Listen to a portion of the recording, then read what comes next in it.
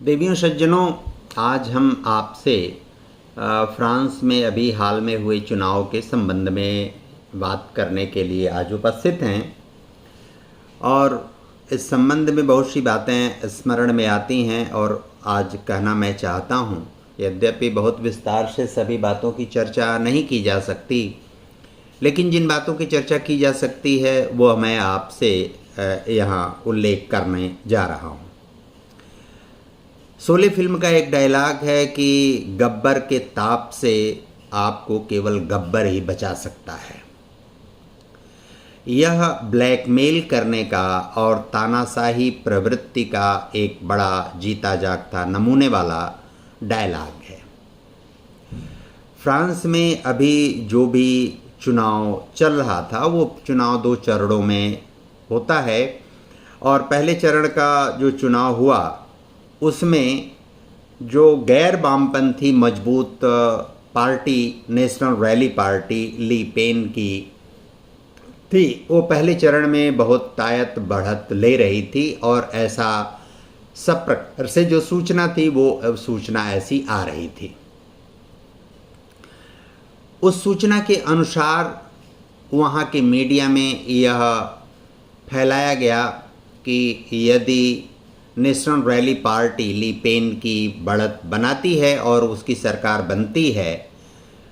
तो देश में बड़े पैमाने पर हिंसा होगी और तनाव बढ़ेगा, सामाजिक परिस्थितियां बदलेंगी। और ये वही लोग इस तरह का वातावरण मीडिया में फैला रहे थे, चला रहे थे, जो ये कहते हैं कि गब्बर के ताप से आपको केवल गब्बर ही बचा सकता है। वामपंथ का ब्लैकमेल करने का ये पुराना खेल है कि अगर हमें सत्ता नहीं दी तो हम आतंक मचाएंगे, हिंसा फैलाएंगे, अनाचार फैलाएंगे,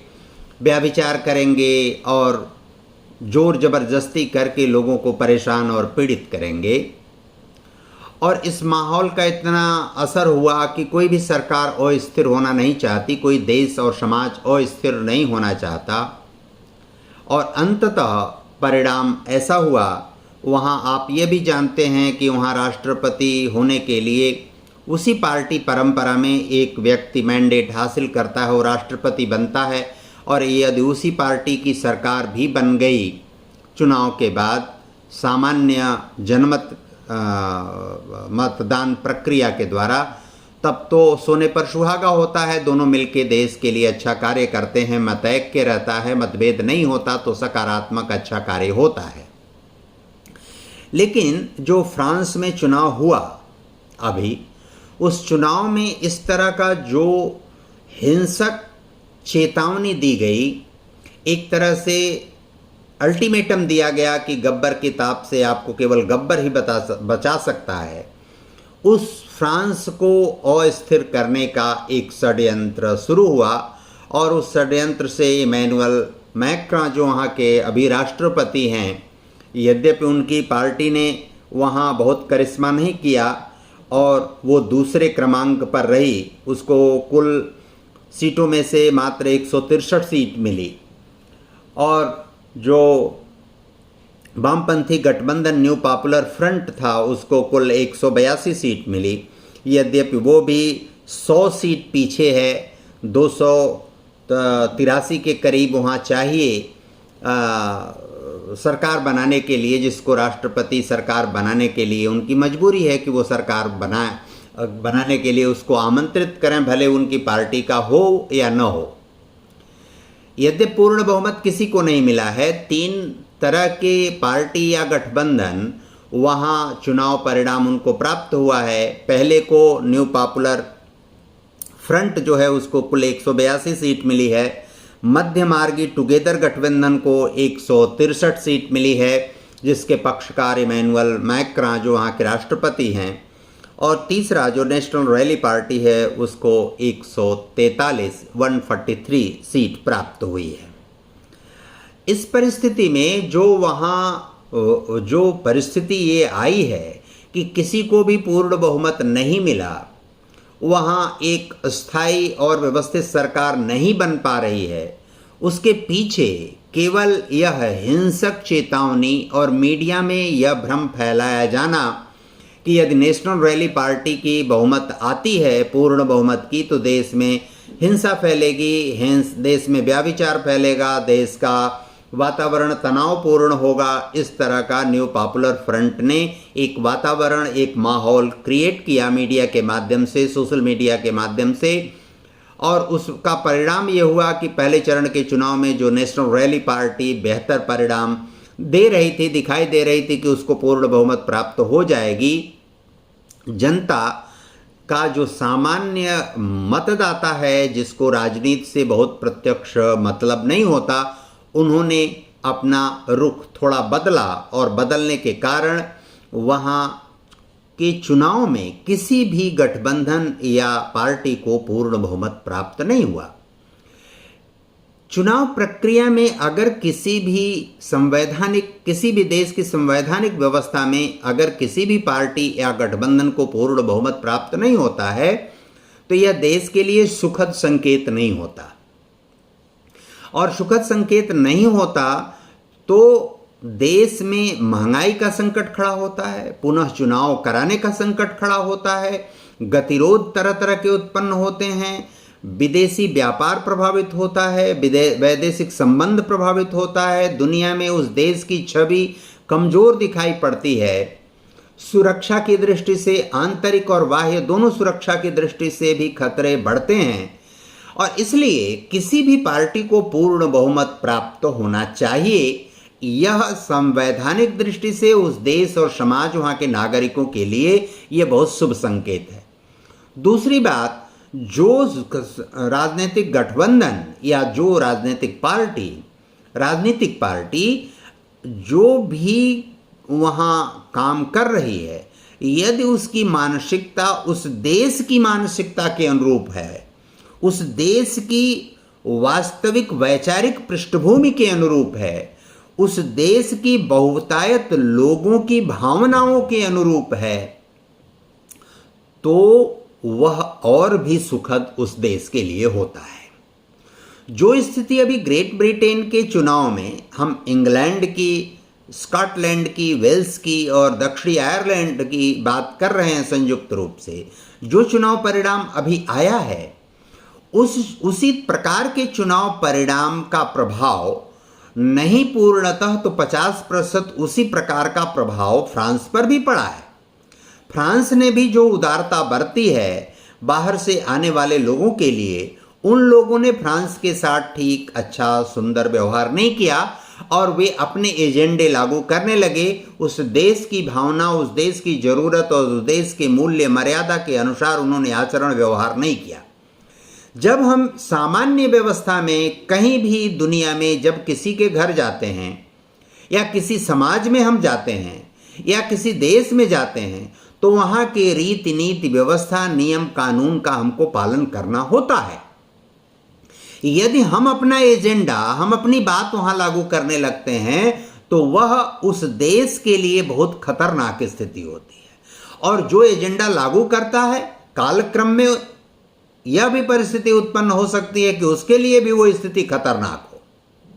लेकिन यदि उस देश ने उदारता बरता है, तो हमको मनुष्य होने के नाते हमारा यह नैतिक जिम्मेदारी है कि हमको उस उदारता का संज्ञान लेना चाहिए, उसका महत्व समझना चाहिए और उसके अनुसार कार्य व्यवहार करना चाहिए। तो जो तीनों चुनाव के जो तीनों घटक हैं, यानी जो न्यू पॉपुलर फ्रंट है, या माइक्रा की जो पार्टी है टुगेदर गठबंधन, और तीसरा जो नेशनल रैली पार्टी है, इन तीनों को पूर्ण बहुमत प्राप्त नहीं हुआ है। और तीनों को पूर्ण बहुमत प्राप्त नहीं होने का मतलब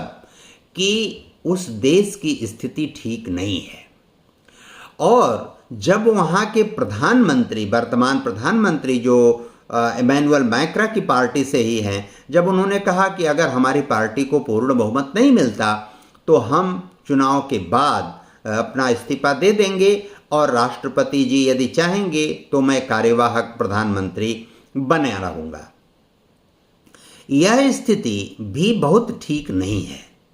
और राष्ट्रपति के सामने यह संकट है कि अब उनका जो गठबंधन है जिससे वो संबंधित हैं, टुगेदर गठबंधन 163 सीट उनको प्राप्त हुई है। वो लगभग 120 सीट पीछे हैं पूर्ण बहुमत से। जो न्यू पॉपुलर फ्रंट है वो लगभग 100 सीट पीछे है पूर्ण बहुमत से। और जो नेशनल रैली पार्टी है वह रैली पार्टी उस देश की मूल भावना और मूल वहाँ की जो संरचना है उसके अनुरूप है, वह लगभग 140 सीट पीछे है वास्तविक जो पूर्ण बहुमत चाहिए उससे। ऐसी स्थिति में पूर्ण बहुमत किसी को नहीं है, बहुमत के आसपास भी तीनों में नहीं कोई दिखाई पड़ता है। तो अब राष्ट्रपति का वहाँ विवेक बहुत महत्वपूर्ण होता है और उस हो जाता है, और उसके अनुसार वो किसको आमंत्रित करेंगे सरकार बनाने के लिए, किसको नहीं, यह भी माइक्रा के सामने एक धर्म संकट जैसी स्थिति है। और उन्होंने कहा है कि हमारी पार्टी को पूर्ण बहुमत भले नहीं मिला, लेकिन पिछले वर्ष ही हमने राष्ट्रपति की दृष्टि से अपना मैंडेट प्राप्त किया है और मैं राष्ट्रपति रहने वाला हूं, मैं इसको इस्तीफा नहीं दूंगा। ऐसी स्थिति में सारा दारोमदार, सारा खेल, सारा निर्णय राष्ट्रपति पर निर्भर करता है। कहने के लिए तो यह कहा जा सकता है कि जिसको सर्वाधिक सीट मिली है उसको आप आमंत्रित करिए, लेकिन बाकी जो गठबंधन या पार्टी है 163 सीट पाने वाली, 143 सीट पाने वाली, उनमें से टूटकर कोई उधर चला जाएगा या उनका सहयोग करेगा, ऐसी दूर दूर तक कोई संभावना नहीं दिखाई पड़ती। इसलिए उस देश के सामने एक और बड़ा संकट है कि आने वाले समय में बहुत जल्दी वहां चुनाव कराना पड़े,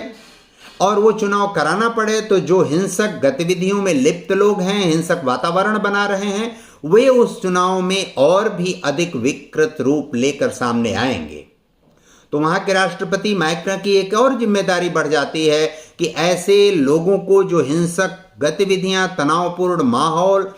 देश में खड़ा करना चाहते हैं और सत्ता में आने के लिए लोगों को डराना धमकाना चाहते हैं कि गब्बर के ताप से केवल गब्बर ही बचा सकता है, यानी किसी आतंकवादी के ताप से वो आतंकवादी ही आपको बचा सकता है, इस आतंकवादी के शरण में चले जाइए, आपका दुरुपयोग करेगा, आपका मिसयूज करेगा, आपको जैसे चाहेगा वैसे उपभोग करेगा वो, और फिर आपको चुपचाप सब कुछ सहन करना पड़ेगा। इसलिए जो फ्रांस है वो फ्रांस इस समय ऐसे दुरभिसंधि में फंसा हुआ है, एक ऐसे अनिर्णय की स्थिति में फंसा हुआ है। वहां के राष्ट्रपति ऐसे किंग कर्तव्य विमूढ़ता की स्थिति में आ गए हैं कि उनको बहुत कुछ दिखाई सुनाई नहीं पड़ता, सिवाय इसके कि बहुत जल्दी वहां कोई दूसरा चुनाव कराया जाए और वो चुनाव उस देश की भावना, बहुतायत समाज, बहुतायत जनता और वहां की मूल सांस्कृतिक विरासत के लोगों की भावनाओं के अनुरूप चुनाव कराया जाए।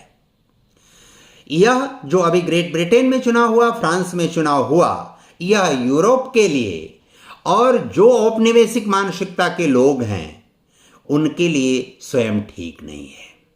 यह राष्ट्र राज्य की संकल्पना के अनुरूप भी नहीं है,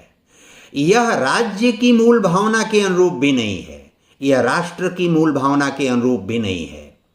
और जो राज्य देश की मान को, देश की परिस्थिति को, देश की विशेषताओं को उद्घाटित करता है, उस देश की भावना के अनुरूप भी नहीं है। देश या राज्य की भावना के अनुरूप नहीं है, राष्ट्र की भावना के अनुरूप नहीं है, राज्य राष्ट्र की भावना, राष्ट्र राज्य की भावना के अनुरूप भी यह दोनों चुनाव ग्रेट ब्रिटेन और फ्रांस के नहीं हैं। और यह आने वाले समय में एक विशेष प्रकार के वैश्विक समीकरण की ओर भी संकेत करते हैं, और उस संकेत से जो भी विचारवान लोग, कूटनीतिक लोग, राजनीतिक लोग, वैश्विक राजनीतिक परिघटना को समझने वाले लोग हैं, उनको सचेत सावधान होना चाहिए और एक ऐसा वातावरण बनाना चाहिए वैश्विक स्तर पर कि इस तरह की परिस्थिति किसी भी राज्य में न घटित हो और वहां के लोगों के लिए अस्थिर मानसिकता का वातावरण न पैदा करे। धन्यवाद, नमस्कार। कभी और विस्तार से इस पर चर्चा करेंगे।